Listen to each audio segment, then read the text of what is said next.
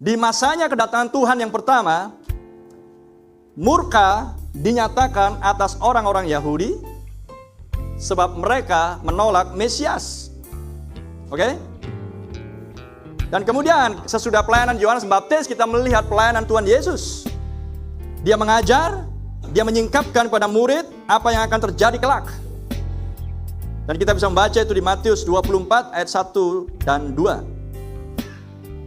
Sesudah itu Yesus keluar dari bait Allah lalu pergi. Maka datanglah murid-muridnya dan menunjuk kepada bangunan-bangunan bait Allah. Ia berkata kepada mereka, kamu melihat semuanya itu?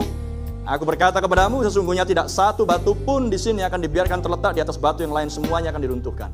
Yesus sedang menyingkapkan murka dan penghakiman yang akan menimpa orang-orang Yahudi sebab mereka sudah menolak Mesias mereka.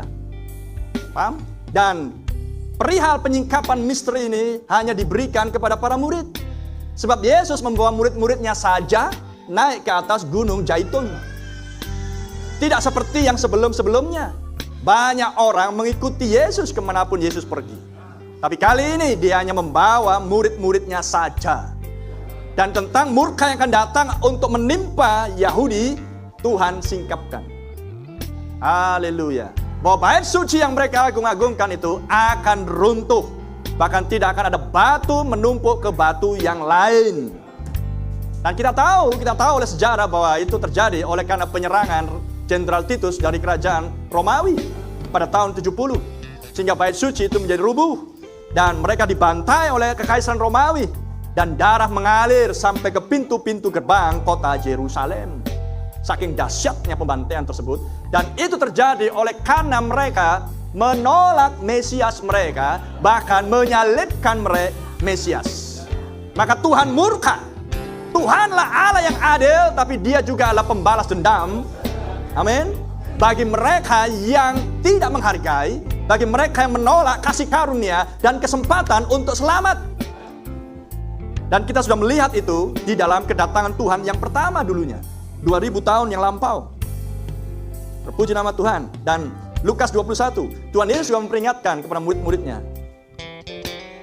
Apabila kamu melihat Yerusalem dikepung oleh tentara-tentara, ketahuilah bahwa keruntuhannya sudah dekat. Terpuji nama Tuhan. Tuhan Yesus berbicara tentang hal politik dan geopolitik.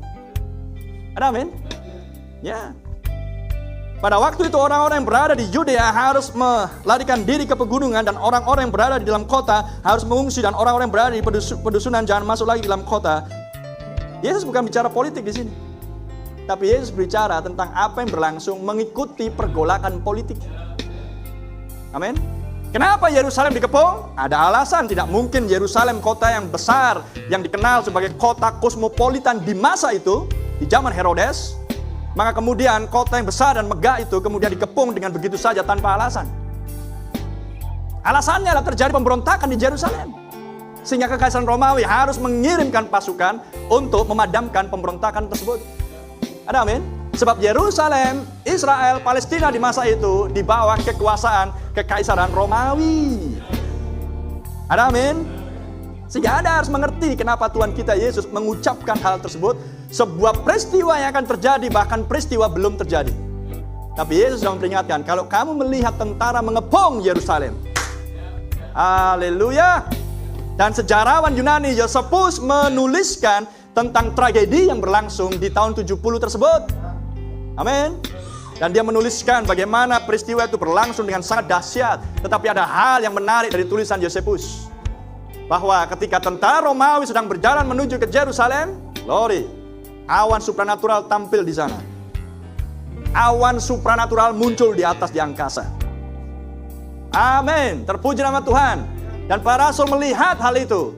Dan Roh Kudus mengingatkan kepada para rasul tentang perbincangan Tuhan Yesus di Gunung Zaitun di Matius pasal 24 di waktu senja pada bulan April. Glory, pada bulan April, bulan Abib, musim Paskah. Haleluya. Dan para murid diingatkan, oh ya, ingat apa yang dikatakan guru kita? Ya. Maka mereka memandang akan bait suci, ya kami tahu. Ayo segera pergi. Semua orang Kristen sejati di dalam kota Yerusalem, mereka diingatkan oleh roh kebenaran. Haleluya. Dan mereka meninggalkan Yerusalem ketika terjadi penundaan dari tentara Kekaisaran Romawi. Ketika mereka sudah berjalan menuju Yerusalem, tapi ada delay penundaan. Mereka menarik lagi tentara dan tidak langsung menuju ke Yerusalem. Dan delay tersebut dipakai oleh para rasul dan orang-orang Kristen sejati untuk lari ke pegunungan-pegunungan. Haleluya. Glory Jesus. Karena mata Tuhan selalu terarah kepada orang-orang benar.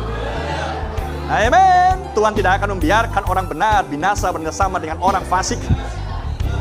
Haleluya. Jadi Anda bisa melihat bahwa Tuhan Yesus dan sekarang roh Yesus ada di dalam para rasul. Amin. Maka mereka pun juga membaca situasi yang sedang berlangsung. Kondisi kekacauan politik yang sedang berlangsung di Yerusalem. Dan kemudian mereka mengkaitkan hal itu dengan perkataan Tuhan Yesus. Amen. Karena bagi mereka itu adalah tanda zaman. Oh, mulialah nama Tuhan. Mereka bukan ahli politik, tapi mereka tahu apa yang berlangsung di situ. Amen. Karena jika politik terganggu dan kemudian ekonomi terganggu sehingga terjadi krisis, terjadi inflasi, harga-harga barang naik, maka yang berikutnya adalah revolusi. Yang berikutnya adalah perang sipil. Sudah selalu begitu. Yang berikutnya adalah kekuatan militer. Dari politik terganggu, ekonomi terganggu, maka militer pun bergerak. Anda renungkan semuanya. Pola ini tetap mengikuti di setiap masa, di berbagai negara, dimanapun. Selalu begitu. Dan itu berlangsung juga di masa Tuhan Yesus dan para rasul. Dan roh kebenaran mengingatkan akan hal tersebut dan mereka lari, dan sehingga tidak ada satupun orang Kristen sejati yang dipenuhi Roh Kudus yang binasa di Yerusalem. Karena ketika tentara Romawi datang kembali dengan kekuatan pasukannya, mereka betul-betul mengepung Yerusalem. Sehingga Alkitab katakan tidak ada yang bisa masuk dan keluar dari kota tersebut. Dan tidak langsung diserang dan diserbu, tapi dikepung. Sehingga kitab ratapan, amin, yang sudah dituliskan sekian ratus tahun sebelumnya tergenapi.